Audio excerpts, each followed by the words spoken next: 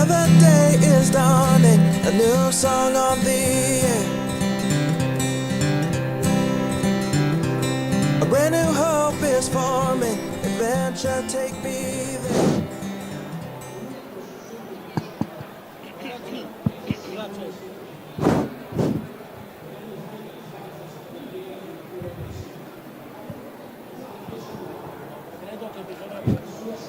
Buon pomeriggio e ben ritrovati nello stand della Regione Friuli Venezia Giulia.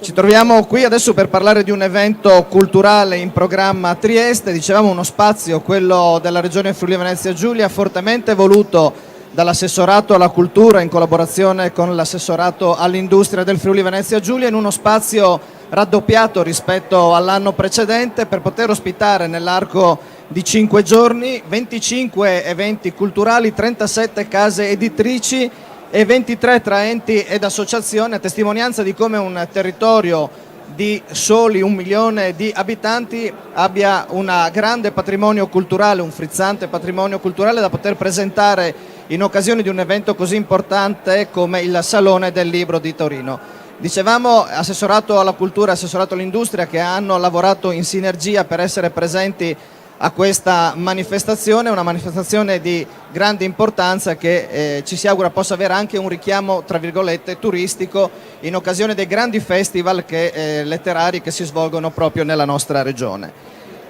Parliamo in questo viaggio virtuale che stiamo compiendo nell'arco di 4 giorni all'interno dello stand del Friuli Venezia Giulia. Ci spostiamo ora a Trieste perché a Trieste è ospitata la mostra dedicata all'architetto Gigetta Tamaro dal titolo Tu mi sposerai, dove sono presenti circa un centinaio di lavori, alcuni di questi inediti, che sono ospitati al Magazzino delle Idee di Trieste, che è una struttura che da quest'anno viene gestito dall'ERPAC, l'Ente regionale per il patrimonio culturale del Friuli Venezia Giulia.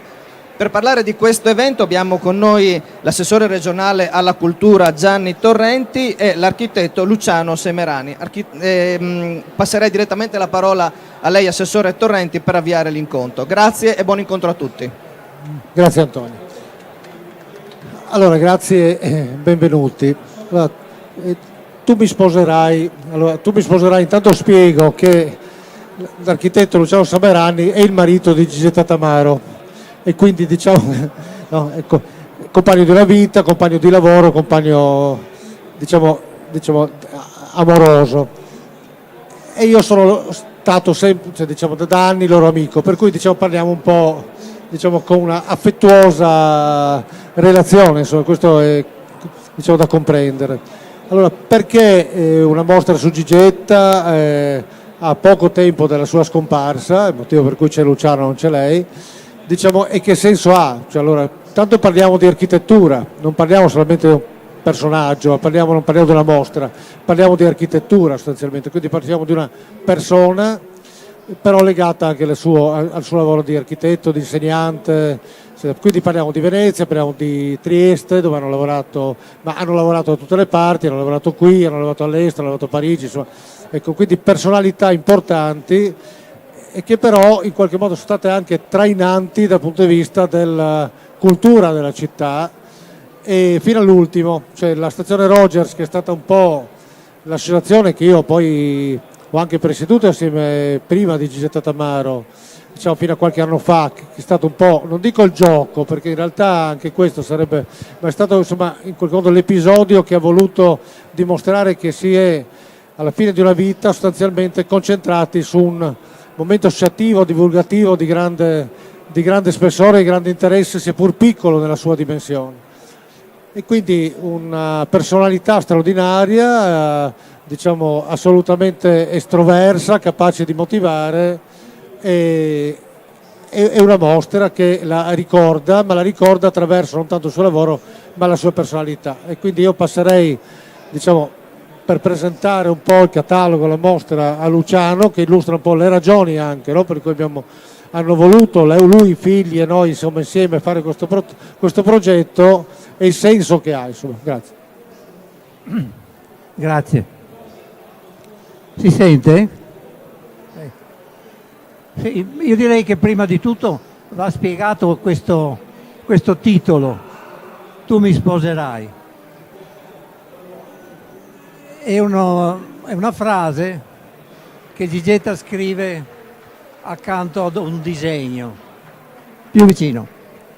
Tu mi sposerai è una scritta a mano libera che Gigetta pone dentro un disegno. Il disegno riguarda il progetto di un parco, ma questo non importa molto. Quello che importa è il bisogno che Gigetta ha di accompagnare il disegno, il segno, che è il mezzo con cui il pittore, l'architetto trasmette il suo pensiero, con la parola. A sua volta però la parola non è sufficiente, è abbastanza ambigua. Per questo l'abbiamo messa come intestazione della mostra. Perché tu mi sposerai a seconda del tono con cui viene pronunciata, può essere l'espressione di un desiderio, un interrogativo, tu mi sposerai, oppure una minaccia, tu mi sposerai. E quindi anche la parola in se stessa, non si sente? Sì. Anche la parola è insufficiente, è ambigua, senza il tono, senza il carattere. Quello che questa mostra voleva mettere in evidenza non era solo l'architettura, non solo la creatività di questa che è stata una delle 10-15 donne architetto importanti dello scorso secolo, ma mettere in luce la persona, il carattere, un carattere che la faceva girare tra i 70 e gli 80 anni per Venezia, di notte, a strappare dei manifesti dai muri per lavorarli, ridipingerli, imbrattarli, incartocciarli con la colla, farli diventare insomma delle cartapeste nelle quali sfogava anche un'aggressività che era dentro a questa donna per tutta la vita. Adesso tu dici che io sono stato il suo compagno di vita e di lavoro. Tutte e due queste cose, la vita e il lavoro, sono più complesse che non queste parole, questi termini. In realtà la vita è un accavallarsi di situazioni, non è un andamento lineare, non è un fatto che si sviluppa come si vorrebbe armonioso e sereno. La vita e anche il lavoro sono il risultato di una serie di battaglie, di contrapposizioni, di vittorie e di fallimenti. E tu ne sai qualcosa. Sì, logico, diciamo logico, ma a volte si dimentica, no? Diciamo, si semplifica, e invece è un ragionamento sempre complesso.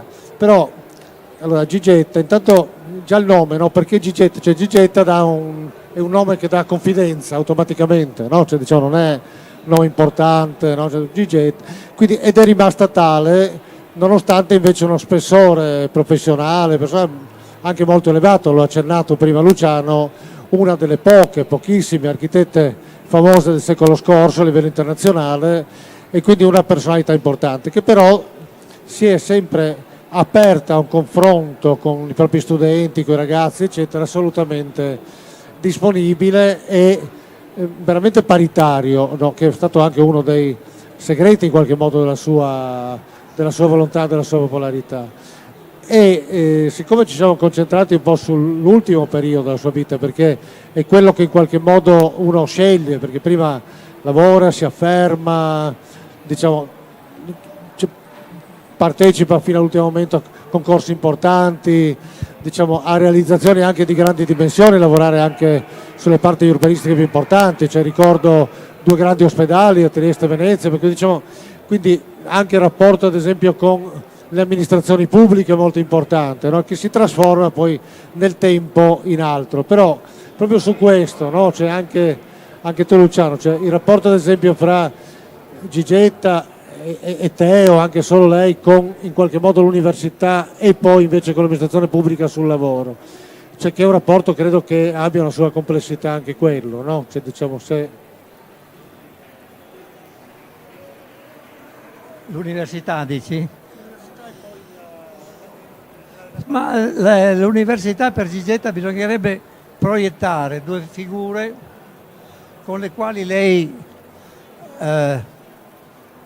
cominciava dei corsi di insegnamento, uno sulla completezza della forma e l'altro sul rapporto tra interno ed esterno dell'architettura. Questi corsi cominciavano con la proiezione di un disegno. Quello sulla completezza della forma aveva un gatto con la coda alzata e Gigetta scriveva: quando il gatto alza la coda, il gatto è finito. La forma come fa a essere finita? Difatti è il problema di qualunque opera d'arte, quando è finita. Il discorso che lei faceva agli studenti per spiegare il rapporto tra l'interno e l'esterno dell'architettura cominciava con la proiezione di un uovo sul quale c'era scritto il suo nome, Gigetta. Era la solita storia dell'uovo e della gallina, ma era la storia del tuorlo e del guscio, e lo capivano subito tutti.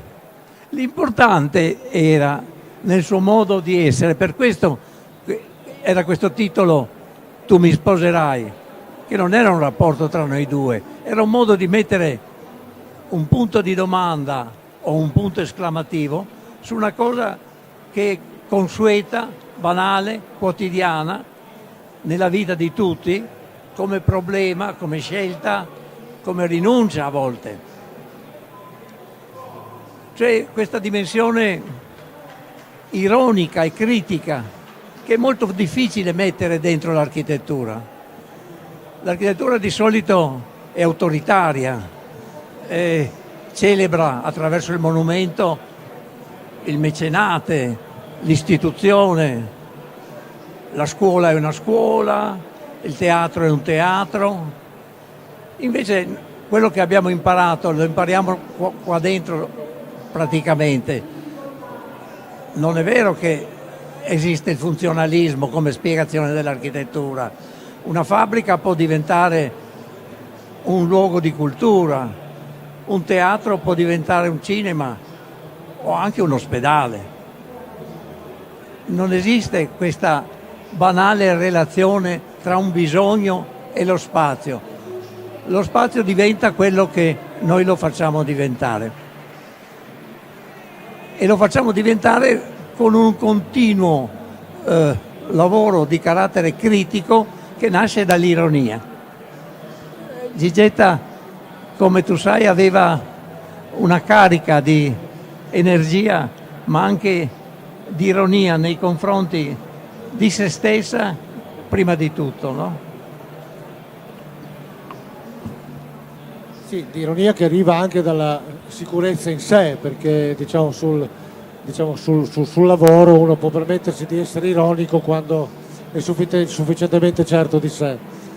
Il perché poi abbiamo voluto inaugurare in realtà uno spazio triestino, cioè diciamo il magazzino delle idee, che tra l'altro vorremmo riportare, si chiama così da qualche anno, è un luogo ristrutturato del porto, non grande, circa 800 metri quadrati, a un piano unico, che si era voluto già intitolare Magazzino delle Idee e non Sala Mostre, no?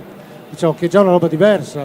E in effetti abbiamo voluto inaugurare come regione, come ERPAC, il Magazzino delle Idee proprio su una mostra, cioè su un'idea, cioè su una persona e le sue idee, più che non sui suoi lavori, che se qualcuno avrà occasione di vedere, diciamo, sono esposti i suoi lavori, i suoi disegni, ma non ci sono i lavori tecnici, non ci sono i disegni tecnici, ci sono, come chiamo io, qualche scarabocchio piuttosto, qualche appunto, molte cose scritte anche interessanti, questi appunti, diciamo, e poi anche i manifesti dell'ultimo periodo, diciamo, proprio opere veramente, la visione delle opere d'arte. Ecco. Il tutto mentre ancora c'era un rapporto con l'amministrazione pubblica di tipo lavorativo importante, anche su grandi costruzioni, su grandi progetti, ovviamente di grande costo e di grande impegno. E quindi in che modo poi, diciamo, un architetto, donna, che già ce ne sono poche, o una struttura, diciamo, architettonica si interfaccia con l'amministrazione pubblica, visto che poi faccio questo mestiere in questa fase, no? In che modo si riesce a coniugare quello che si desidera, quello che si esprime in testa con quello che invece è il vincere una gara, il vincere un appalto, e che tipo di esiti ci si può aspettare da questo, diciamo, in qualche modo dalla commissione pubblica. C'è ancora la libertà di esprimersi all'interno della commissione pubblica? Beh, la libertà dipende da quanto uno se la prende. Noi abbiamo sempre pensato che ci fosse un committente ideale che non era quello reale. In fondo la collettività, la gente è qualcosa di impersonale, è un'epoca, è un modo di essere, ma secondo me quello che spiega un po' tutto questo è questo catalogo. Io spero che tutti facciano la fila per comprarlo dopo questa nostra conversazione, perché è molto bello, ma soprattutto abbiamo fatto lo sforzo di pensare un catalogo diverso da quelli che si fanno di solito. Di solito i cataloghi sono fatti con idea del tempo lineare. Una persona ha cominciato degli studi, ha fatto delle prime prove, poi è arrivata all'apice, poi è rimbecillita ed è morta. Il tempo come uno sviluppo lineare, la creatività come un progresso, un'acquisizione progressiva. Non si dice mai, tranne quelli che diventano pazzi o rimbecilliscono da giovani, in genere c'è questo ottimismo, l'artista cresce fino alla fine e la sua vita non è altro che la conferma di questa fortuna, di questa dote, di questa eccezionalità della persona. Ecco, questo catalogo è fatto in modo opposto ai cataloghi soliti. Non c'è all'inizio un saggio che spiega quello che si vede, i disegni, l'architettura, la persona. Ci sono 3 temi inventati da Gigetta, tutti abbastanza ambigui. Il primo tema è Trieste, la città in cui ha lavorato, ha costruito, e il titolo è Trieste, una città per vecchi, sì o no? Il secondo tema è Tu mi sposerai, e il terzo è La bella confusione. La confusione, non l'armonia, cioè la sovrapposizione, il contrasto, e quindi anche la non finitezza della propria vita e delle proprie opere. Accanto a questi titoli ci sono 9 scritti di Gigetta, anzi 9 scritti, poi ci sono altri 6 scritti di amici, che sono amici importanti, un musicista, un architetto di Vienna, Boris Podrecka, il rettore della scuola, 6 testimonianze che riguardano aspetti diversi e che non riescono a costituire un discorso, ma sono come delle sfaccettature, una indipendente dall'altra. E poi ci sono i progetti, i progetti che non sono presentati, come diceva Gianni Torrenti, non sono presentati attraverso fotografie, sono presentati nel momento in cui nasce l'idea, in cui la mano sulla carta fa i primi segni. Questo libro vuol in fondo privilegiare il valore del segno accanto a quello della parola. Il segno come mezzo di comunicazione, il segno come mezzo che dalla preistoria a noi arriva per l'uomo come linguaggio, come modo per trasmettere le idee. Ecco, la mia domanda che ti farei è se tu sei convinto ancora che questa mostra che abbiamo fatto e questo modo di fare il catalogo riesce a trasmettere tutto questo e una volta che questo è trasmesso serve a qualcosa. No, che ci riesca, secondo me sì, dipende ovviamente dal lettore, dipende anche dalla persona. Cioè, noi diamo dei flash che vanno letti attentamente, diciamo, cioè vanno interpretati, vanno goduti come visione, come momento e dovrebbero, diciamo, stimolare poi un approfondimento, una riflessione. E ne vale sicuramente la pena, cioè vale la pena fino all'ultimo lavorare, nel senso che i racconti possono essere diversi, no? Cioè, diciamo, può essere la prosa coerente dall'inizio alla fine, può essere la poesia, qua siamo in uno spazio in cui per la poesia, diciamo che il nostro lavoro assomiglia più a una poesia che a una prosa, no? Cioè, è più una raccolta di poesie che un racconto, che un romanzo, quello su Gigetta. E quindi io credo che poi in questo momento in modo particolare il trasmettere questo attraverso richiedere anche uno sforzo culturale da chi ci approccia vale la pena. D'altro canto tutta la nostra vita e la sua fino all'ultimo è stata indirizzata a questo, alla fiducia che ne vale la pena continuare a lavorare in cultura, vale la pena divulgarla, vale la pena confrontarsi, quindi sicuramente questo catalogo, insomma, è molto esemplificativo, non direi esemplare, ma esemplificativo di quello che può essere un approccio alla cultura e anche all'architettura, che anche qui, diciamo, alla fine non è anche forse compresa per quanto incida, no? Diciamo, l'urbanistica e l'architettura sulla nostra vita quotidiana, e quindi il suo lavoro, il nostro lavoro, il tuo lavoro, sul far comprendere questo credo che sia ancora più importante, come anche il fatto di non far commentare questo solo ad architetti ma a persone che fanno altro, da Carlo, cioè, diciamo, da musicisti, appunto, da letterati, quindi sì, ne vale la pena sicuro. Sarebbe bello poter proiettare qualcosa. Scusa, si può? No, non si riesce. Allora dovrete sfogliarlo per comprendere quello che stiamo dicendo. Comunque diciamo che credo che se non ci sono domande, qualche osservazione, qui Luciano in modo particolare può rispondere, diciamo, io vi consiglio di sfogliare piuttosto Tu mi sposerai e di dare una risposta, diciamo, se ritenete che sia un imperativo o invece una domanda. Nel caso della domanda rispondere sì o no, come potete pensare o riflettere se Trieste è una città per vecchi, sì o no, e ugualmente anche tutta la nostra vita, cioè, diciamo, se un sì o se un no, su cui che tra l'altro che potrebbe essere anche un titolo di una serie di eventi che forse con probabilità faremo a giugno, proprio di corollario alla mostra, proprio per dire ulteriori sì e no in 3 momenti di confronti con l'architettura, in questo caso invece con l'architettura più classica, con i grandi architetti italiani, in cui stiamo preparando, insomma, una serie di incontri per fine giugno. Grazie così. E Grazie. Grazie quindi all'architetto Luciano Semerani e all'assessore regionale alla cultura del Friuli Venezia Giulia Gianni Torrenti. Io vi ricordo il prossimo appuntamento delle 15:30 con un'iniziativa a cura di Vicino Lontano con Lettere contro la guerra di Luciano Terzani. A più tardi.